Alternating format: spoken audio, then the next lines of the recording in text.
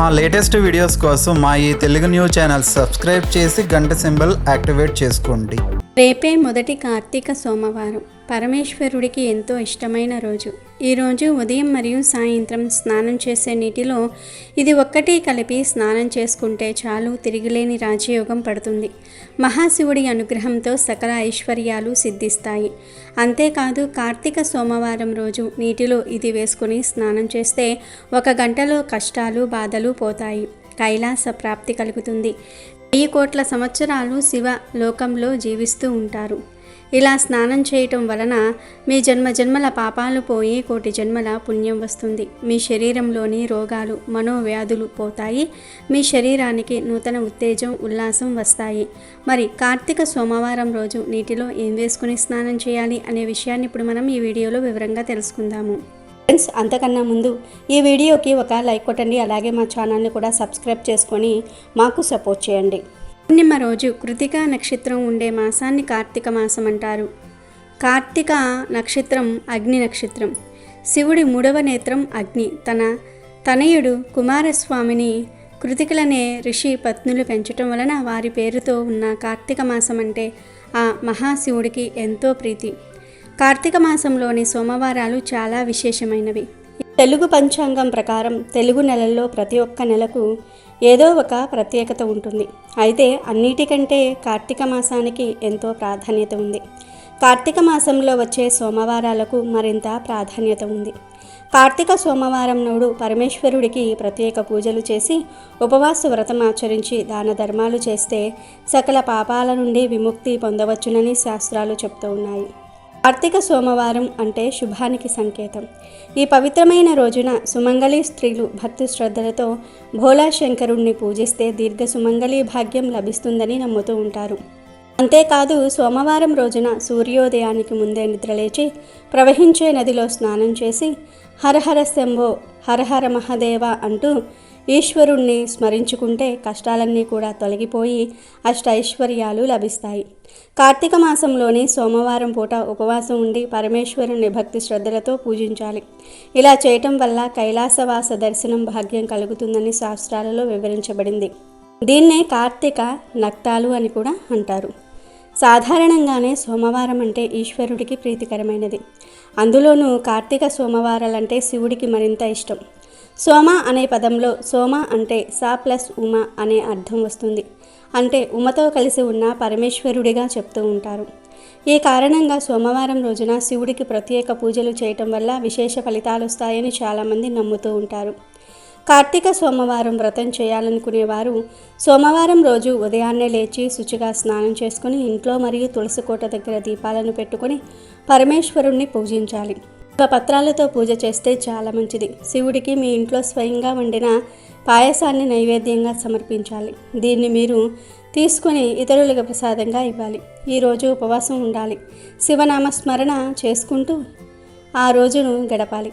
తర్వాత ఆ రోజు సాయంత్రం ఏదైనా పరమేశ్వరుని ఆలయానికి వెళ్ళి కార్తీక దీపం వెలిగించటం వల్ల సకల దోషాల నుంచి విముక్తి లభిస్తుంది. సోమవారం సాయంత్రం 6 గంటల ప్రాంతంలో సుప్రసిద్ధ ఆలయాలు లేదా సమీపంలోని ఆలయాలకు చేరుకుని పంచముఖ గల దివ్యలతో దీపాలను వెలిగించడం ద్వారా శుభ ఫలితాలు చేకూరుతాయని పురోహితులు చెప్తూ ఉన్నారు. ఆలయానికి వెళ్ళలేని వారు కార్తీక సోమవారం రోజున సాయంత్రం సంధ్యావేళల్లో ఇంట్లో పరమేశ్వరుని ఎదుట దీపారాధన చేసుకోవాలి. ఇలా చేయటం వల్ల ఇంట్లో డబ్బు ఆహారం కొరత అనేదే రాకుండా నిత్యం సుఖశాంతులు సిద్ధిస్తాయి. కార్తీక సోమవారం గురించి కార్తీక పురాణంలో ఎంతో చక్కగా వివరించారు. ఒకసారి జనక మహారాజు వశిష్ఠ మహామునిని కార్తీక మాసం గురించి వివరించమని అడుగుగా అందులో భాగంగా కార్తీక సోమవారం పవిత్రత గురించి వశిష్ఠుల వారు జనక మహారాజుకు ఇలా చెప్తాడు. జనక మహారాజా, కార్తీక మాసంలో సోమవారం వ్రతాన్ని భక్తి శ్రద్ధలతో ఆచరించేవారు శివానుగ్రహం పొంది చివరికి కైలాసాన్ని చేరుకుంటారు. కార్తీక మాసంలో వచ్చే ఏ సోమవారం రోజైనా సరే స్నాన జపాదులను ఆచరించిన వారు 1000 అశ్వమేధ యాగాలను చేసిన ఫలితాలను పొందుతారు. కార్తీక సోమవారం రోజు ఈ 6 పద్ధతుల్లో ఒక పద్ధతిలో కార్తీక సోమవార వ్రతాన్ని ఆచరించిన వారి జన్మ ధన్యమవుతుందని వివరించారు. 6 పద్ధతులు ఏమిటి అంటే 1 ఉపవాసము, 2 ఏకభక్తము, 3 నక్తము, 4 ఆయాచిత్తము, 5 స్నానము, 6 తిలదానం.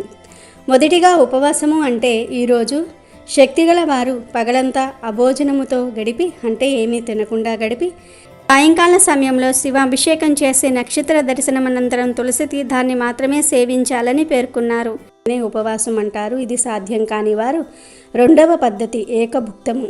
ఏకభుక్తము అంటే ఉదయం స్నాన దాన జపాలను యథావిధిగా చేసుకుని మధ్యాహ్నమున భోజనము చేసి రాత్రి భోజనానికి బదులు తులసి తీర్థం మాత్రమే తీసుకోవాలి. దీనినే ఏకభుక్తము అంటారు. ఇది కూడా సాధ్యం కాని వారు మూడవ పద్ధతి నక్తము పాటించాలి. అంటే ఈ పద్ధతిలో పగలంతా కూడా ఉపవాసం ఉండి రాత్రి నక్షత్ర దర్శనం తర్వాత భోజనం కానీ ఉపాహారములు కానీ స్వీకరించాలి. దీనినే నక్తము అంటారు. ఈ ఉపవాస పద్ధతి ఆ మహాశివుడికి అత్యంత ప్రీతికరమైనది. ఇక ఇది కూడా సాధ్యం కాని వారు నాలుగవది అయిన ఆయాచిత్తమును పాటించాలి. ఆయాచిత్తము అంటే భోజనానికి తాము ప్రయత్నించకుండా ఎవరైనా వారికి వారుగా పిలిచి పెడితే మాత్రమే భోజనం చేయడాన్ని ఆయాచిత్తము అంటారు.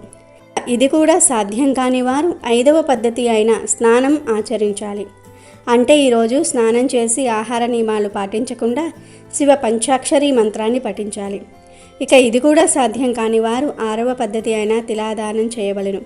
తిలాదానము అంటే మంత్రజప విధులు కూడా తెలియని వాళ్ళు ఈరోజు నువ్వులను ఒక సద్బ్రాహ్మణుడికి దానం చేసినా సరిపోతుంది. దీనినే తిలాదానం అంటారు.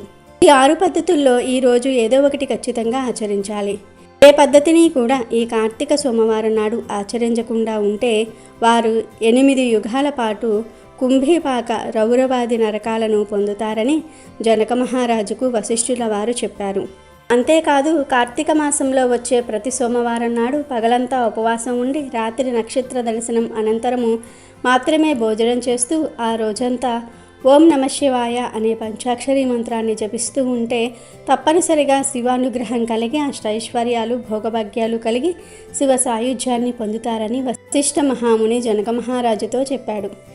అత్యంత పవిత్రమైన ఈరోజు ఉదయం మరియు సాయంత్రం స్నానం చేసే నీటిలో పిడికెడు ఉత్తరేణి ఆకులను కానీ లేదా 5 బిల్వ దళాలను కానీ లేదా పిడికెడు వేప ఆకులను కానీ వేసుకుని స్నానం చేస్తే జన్మల దరిద్రాలు పోతాయి, శరీరంలోని వ్యాధులన్నీ కూడా నశిస్తాయి. మహాశివుడికి ఉత్తరేణి ఆకులంటే ఎంతో ఇష్టం అని శివపురాణం చెప్తుంది. కనుక ఈ కార్తీక సోమవారం రోజు చక్కగా గుప్పెడు ఉత్తరేణి ఆకులను తెచ్చుకొని ఆ ఆకులను నీటిగా చేతితో నలిపి నీటిలో కలిపి స్నానం చేయాలి.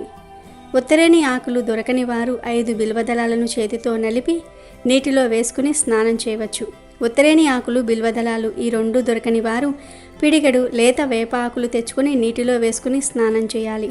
ఈ ఆకులను నైటే ఒక బకెట్ నీటిని చంద్రుని కాంతిలో ఉంచి ఈ ఆకులను నలిపి నీటిలో వేసి నైటంతా ఉన్న ఆ నీటితో తెల్లవారుజామునే స్నానం చేయాలి.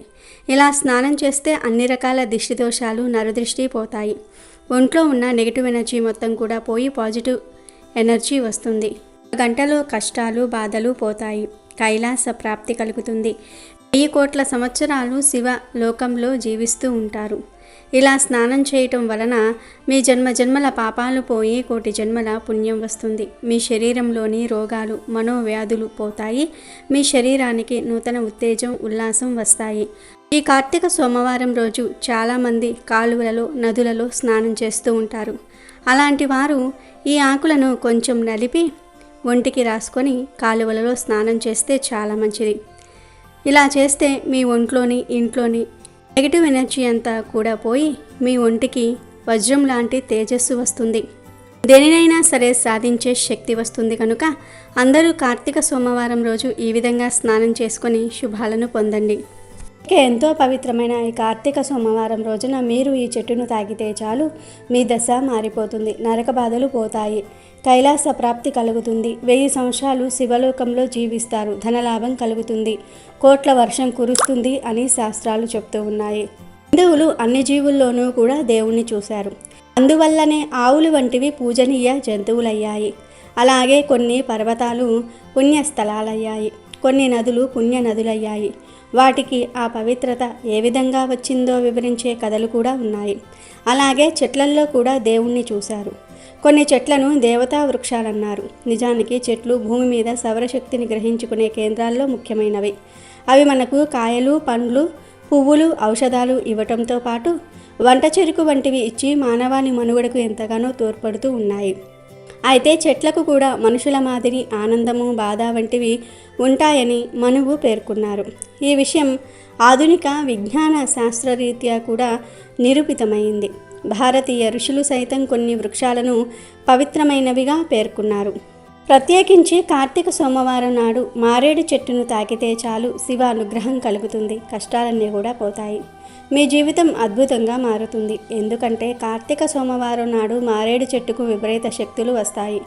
మారేడు చెట్టులోని ధాతువులు యాక్టివేట్ అవుతూ ఉంటాయి. కనుక ఈరోజు మారేడు చెట్టును తాకితే ఒంట్లోని దోషాలు, రోగాలు, నెగిటివ్ ఎనర్జీ పోతాయి. మీకు తిరిగిలేని రాజ్యయోగం పడుతుంది. మీకు ఉండే ధన సమస్యలు, కష్టాలు పోతాయి. కనుక కార్తీక సోమవారం రోజు మీకు ఎక్కడ మారేడు చెట్టు కనిపించినా ఆ చెట్టుకు చెంబుతో కొన్ని నీళ్లు పోసి తర్వాత మారేడు చెట్టు చుట్టూ కూడా 3 ప్రదక్షిణాలు చేయండి.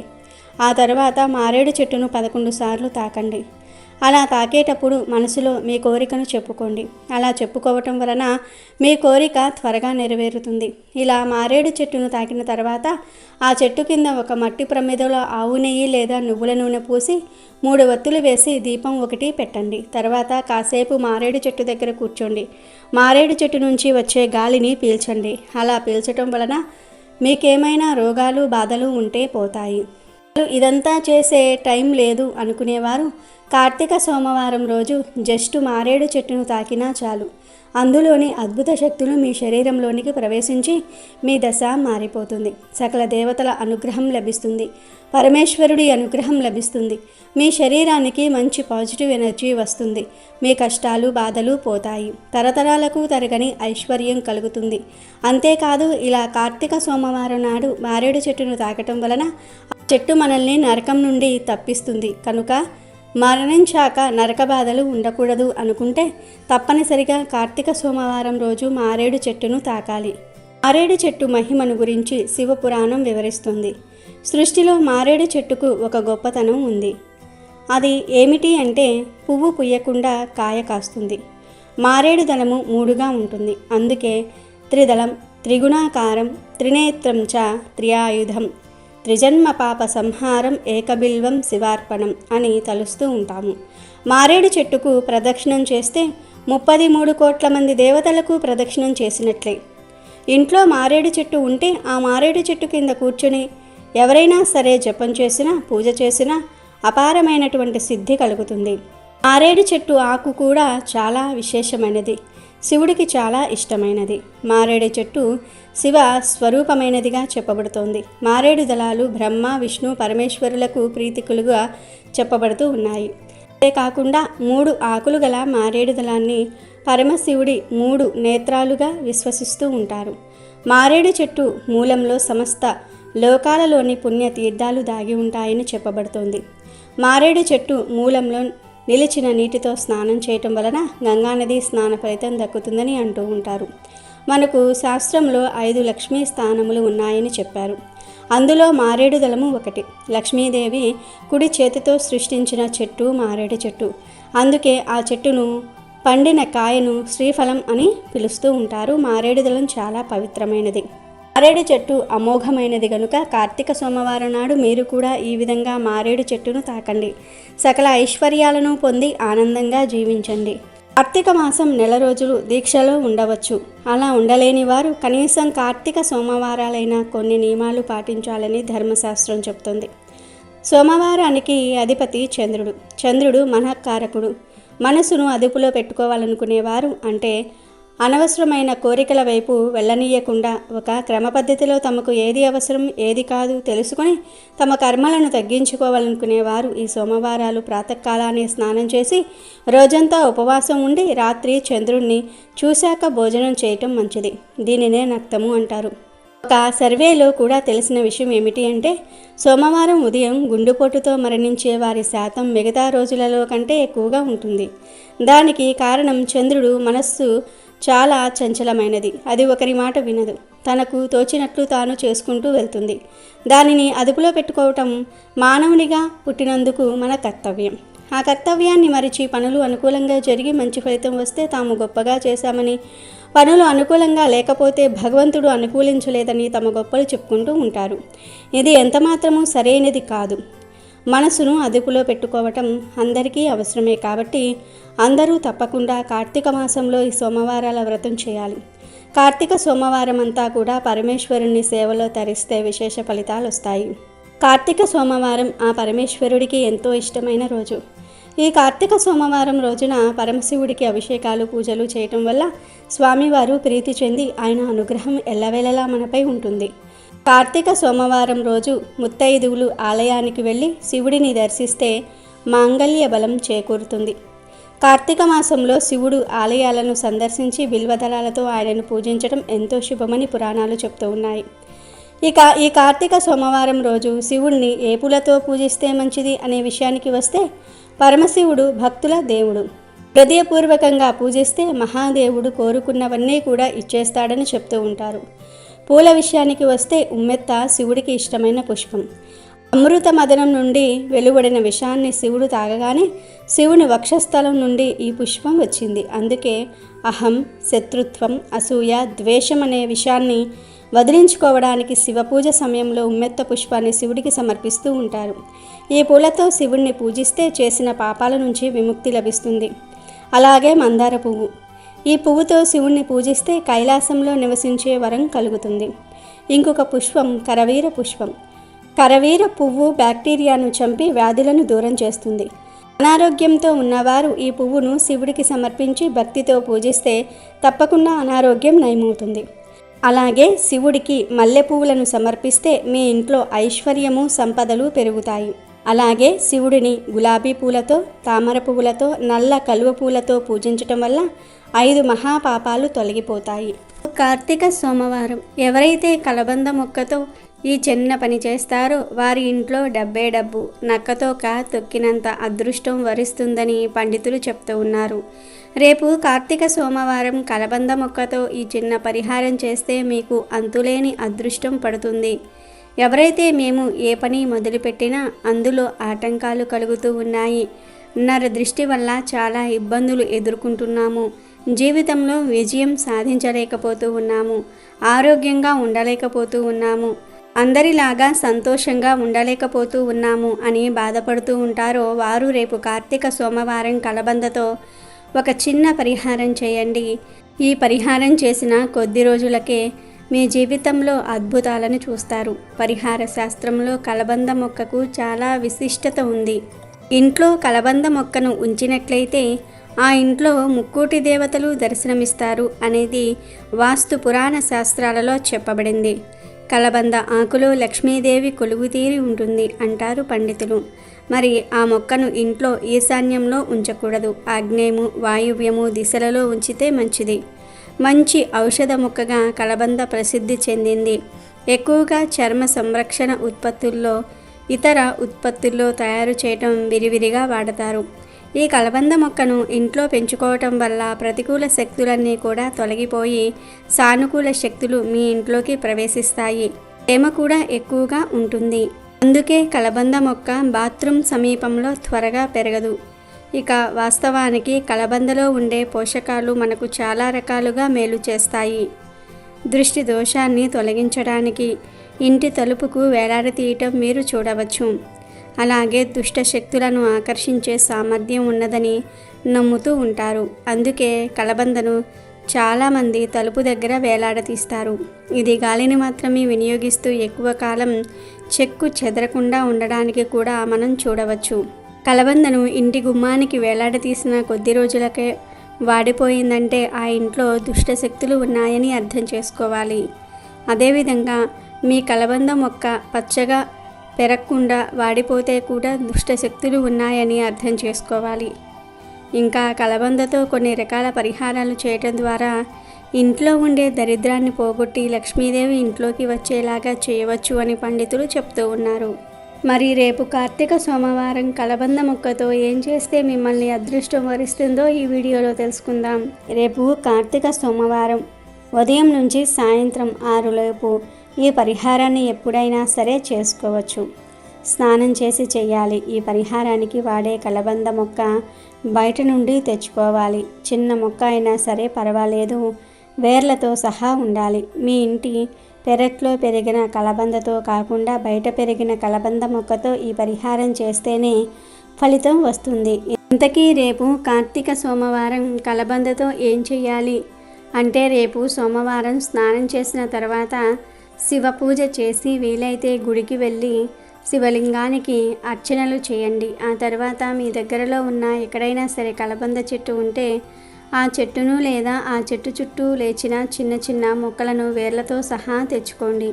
మీరు తెచ్చుకున్న కలబంద మొక్కను పసుపు నీళ్ళతో శుభ్రం చేసి మీ 2 చేతులతో ఆ మొక్కను పట్టుకొని పూజా గదిలో శివుని ముందు ఉంచి మీ సంకల్పాన్ని చెప్పుకోండి. శివుడి పటం దగ్గర కలబందను పెట్టి ఆ కలబందపై మీ చేతిని ఉంచి మీ సమస్యలను చెప్పుకొని ఆ కలబంద మొక్కను పట్టుకొని ఇల్లంతా 3 సార్లు తిరగండి. అంటే వంటగదిలో 3 సార్లు, బెడ్రూమ్లో 3 సార్లు, హాల్లో 3 సార్లు, ఇంకా ఎక్స్ట్రాగా గదులు ఏవైనా ఉంటే ఆ గదుల్లో కూడా 3 సార్లు తిరిగి ఇంటి బయటకు వచ్చేసి ఆ మొక్కను మీ పెరట్లో లేదా మీరు మొక్కలు పెంచుకునే కుండీల్లో నాటాలి. ఎక్కడా పడేయకూడదు. ఇలా కలబంద మొక్కను ఇల్లంతా చూపించి ఇంటి బయట కుండీల్లో నాటితే మీ ఇంట్లో ఉన్న నెగిటివ్ ఎనర్జీ అంతా కూడా ఈ మొక్క లాగేసుకుంటుంది. మీ ఇంటికి పట్టిన దరిద్రాన్ని, మీ ఇంటిపై ఉన్న నరదృష్టిని అంతా కూడా లాగేసుకుంటుంది. ఒకవేళ మీరు కుండీల్లో నాటిన కలబంద త్వరగా చనిపోయినా వాడిపోయినా మీ ఇంటిపై ఎక్కువ నరదృష్టి ఉన్నదని అర్థం చేసుకోండి. ఒకవేళ ఆ మొక్క వాడిపోతే వెంటనే మళ్ళీ ఈ పరిహారాన్ని చేయండి. ఇలా రేపు కార్తీక సోమవారం చేయటం వల్ల మీ ఇంటిలో ఉన్న నెగిటివ్ ఎనర్జీ అంతా కూడా పోతుంది. మళ్ళీ ఈ పరిహారం చేయటం వల్ల మీకు మంచి శుభ ఫలితాలు కలుగుతాయి. అయితే రేపు కార్తీక సోమవారం ఇల్లంతా కలబంద మొక్కని తిప్పి నాటిన తర్వాత ఇల్లంతా ధూపం వేయాలి. అలాగే ఈ మొక్కకు కూడా ధూపం చూపించాలి. ఈ పరిహారం ఆడవారు చేసినా మగవారు చేసినా మంచి రిజల్ట్ అయితే మాత్రం వస్తుంది. ఇలా రేపు కార్తీక సోమవారం ఎవరైతే కలబంద మొక్కతో ఈ పరిహారం చేస్తారో వారి ఇంటిలో డబ్బు బాగా నిలుస్తుంది. అన్నిటిల్లో విజయాలను పొందుతారు. అనుకున్న పనులు అనుకున్నట్లుగా పూర్తి చేస్తారు. మంచి ఆరోగ్యం లభిస్తుంది. కుటుంబం సుఖ సంతోషాలతో నిండిపోతుంది. కాబట్టి రేపు కార్తీక సోమవారం కలబంద మొక్కతో ఈ పరిహారాన్ని చేసి మీ జీవితంలో ఉన్న దరిద్రాన్ని తరిమి కొట్టి అదృష్టాన్ని సొంతం చేసుకుని ఆనందంగా జీవించండి. పూర్వకాలంలో కాశ్మీర్ దేశంలో ఒక బ్రాహ్మణుడు ఉండేవాడు. అతడు పురోహిత వృత్తిని చేపట్టి తన కుటుంబాన్ని పోషించుకుంటూ ఉండేవాడు. అతనికి చాలా రోజులకి ఒక కుమార్తె జన్మించింది. ఆమె పేరు స్వాతంత్ర్య నిష్ఠరి. తండ్రి ఆమెను సౌరాష్ట్ర దేశీయుడైన మిత్ర శర్మ అనే ఒక సద్బ్రాహ్మణ యువకుడికి ఇచ్చి పెళ్లి చేశారు. ఆ బ్రాహ్మణ యువకుడు 4 వేదములు శాస్త్రములు అభ్యసించినవాడు. సదాచార పారాయణుడు, భూతదయ కలిగినవాడు, నిత్య సత్యవాది, నిరంతరము భగవన్నామ స్మరణ చెయ్యువాడు. ఇటువంటి సద్గుణాలు కలిగిన అతన్ని ప్రజలు అపర బ్రహ్మ అని కూడా కీర్తిస్తూ ఉండేవారు. ఇటువంటి ఉత్తమ పురుషుణ్ణి భార్య అయినటువంటి నిష్ఠురి యవ్వన గర్వంతో కన్ను మిన్ను కానక పెద్దలను దూషిస్తూ అత్తమామలను భర్తను తిట్టుచూ కొట్టుచూ రక్కుచూ పరపురుష సాంగత్యము గలదై వ్యభిచారిణి అయి తన ప్రియులు తెచ్చిన తినుబండారములు బట్టలు పువ్వులు ధరిస్తూ దుష్టురాలై తిరుగుతూ ఉండేది. ఆమె వంశమునకు అప్రతిష్ట వస్తుందని అత్తమామలు ఆమెను తమ ఇంటి నుండి వెళ్ళగొట్టారు. కానీ శాంతస్వరూపుడైన ఆమె భర్తకు మాత్రం ఆమె పైన అభిమానము పోలేదు. ఆమె ఎంతటి నీచ కార్యములు చేసినా ఓపికతో సహించేవాడే కానీ పొమ్మనలేదు, విడిచిపెట్టలేదు. ఆమెతోనే కలిసి కాపురము చేస్తూ ఉండేవారు. కానీ చుట్టుప్రక్కల వారు ఆ నిష్ఠురి గయ్యాలితనమును అసహించుకొని ఆమెకు కర్కస అనే ఎగతాళి పేరును పెట్టారు. అది మొదలందరూ కూడా ఆమెను కర్కస అనే పిలుస్తూ ఉండేవారు.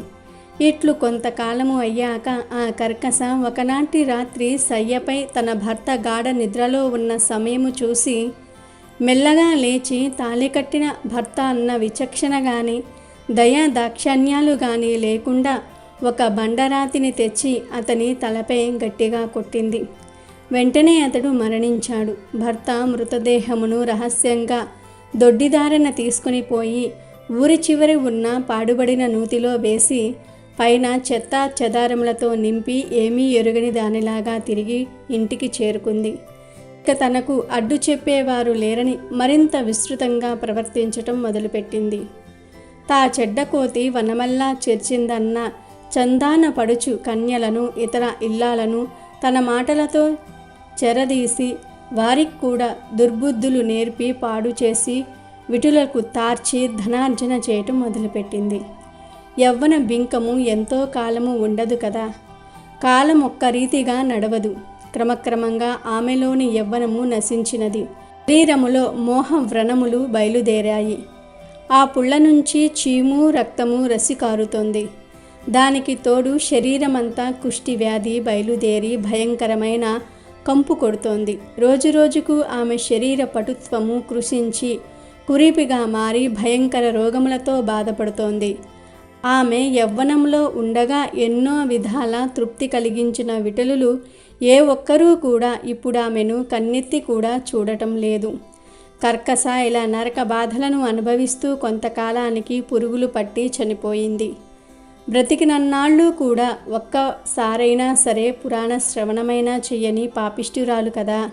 చనిపోయిన వెంటనే భయంకరులైన యమభటులు ఆమెను తీసుకుని పోయి ప్రేతరాజైన యముని సన్నిధిలో ప్రవేశపెట్టారు. యమధర్మరాజు చిత్రగుప్త వారిచే ఆమె పాపపుణ్యముల జాబితాను చూపించి, భటులారా, ఈమె పాపచరిత్ర అంతింతా లేదు.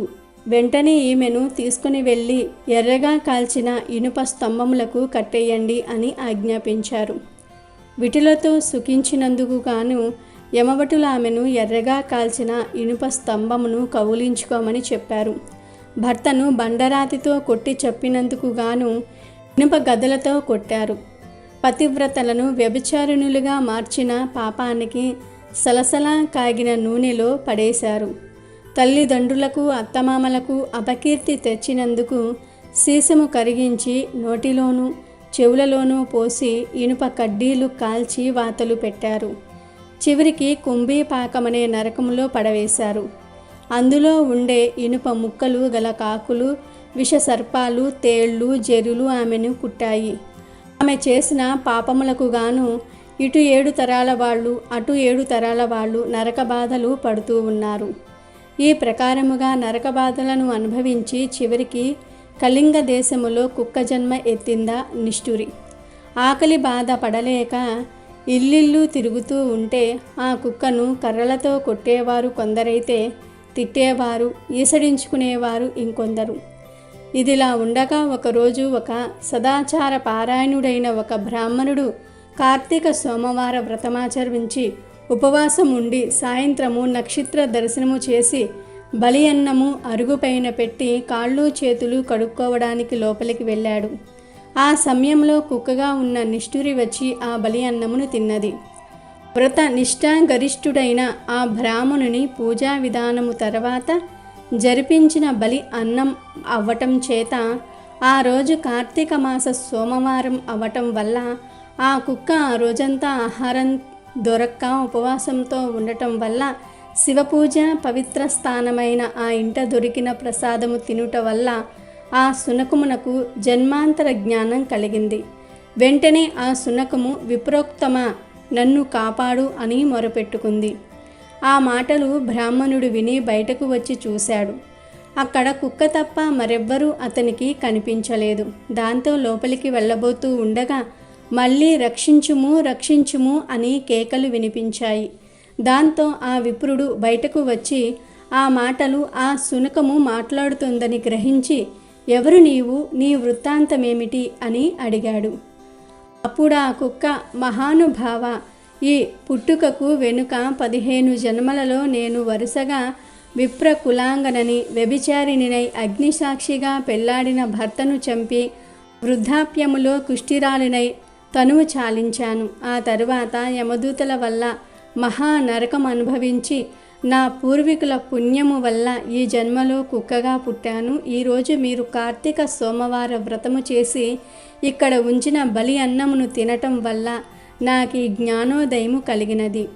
కాబట్టి ఓ విప్రోత్తమ, నాకు మహోపకారంగా మీరు చేసిన ఒక్క కార్తీక సోమవార వ్రత ఫలాన్నిచ్చి నాకు మోక్షము కలిగించమని ప్రార్థిస్తూ ఉన్నాను అని వేడుకుంది.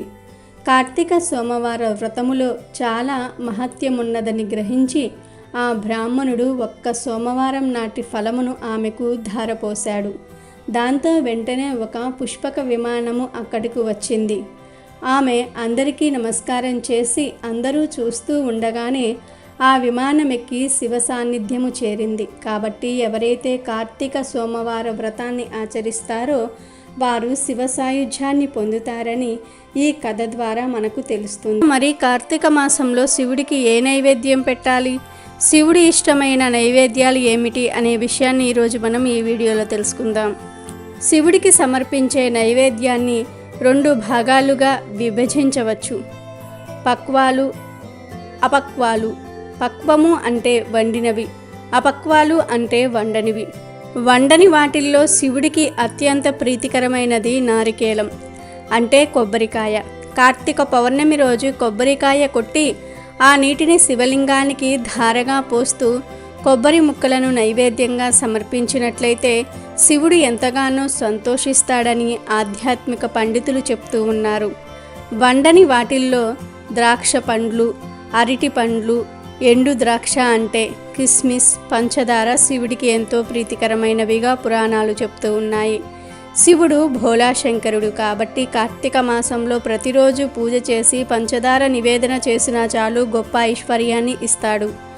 వండిన వాటిల్లో శివుడికి అత్యంత ప్రీతికరమైనది పాయసం.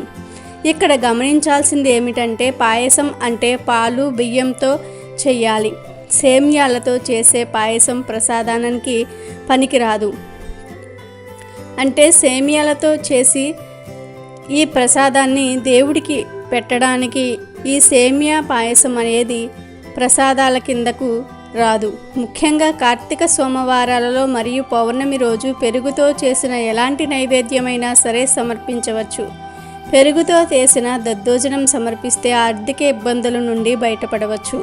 లేదా పాయసం, పులిహోరను నివేదించవచ్చు. దద్దోజనం, పాయసం, పులిహోర ఈ మూడింటిని కూడా కలిపి పెడితే ఈశ్వర అనుగ్రహం సులభంగా పొందవచ్చు. అలాగే విడిగా ఉన్న నువ్వులను శివుడికి ఎప్పుడూ నివేదన చేయకూడదు. కార్తీక మాసంలో మరియు కార్తీక మాసంలో వచ్చే పర్వదినాలలో ఈ పదార్థాలను నివేదన చేయటం ద్వారా కోరిన కోరికలన్నీ కూడా నెరవేరుతాయి. ఇక్కడ భక్తి అనేది ప్రధానం. శక్తిని అనుసరించి భక్తితో ఏ నివేదన చేసినా సరే శివుడు ఇష్టంగా స్వీకరిస్తాడు. కాబట్టి చెప్పిన వాటిల్లో మీరు ఏ నైవేద్యం పెట్టగలుగుతారో ఆ నైవేద్యాన్ని పెట్టండి. ఏది పెట్టినా భక్తితో పెట్టండి. శివుడు సకల సంపదలను కలగజేస్తాడు, అష్టైశ్వర్యాలను ప్రసాదిస్తాడు. ఎందుకంటే శివుడు ఐశ్వర్య కారకుడు కాబట్టి. మరి తెలుసుకున్నారు కదా.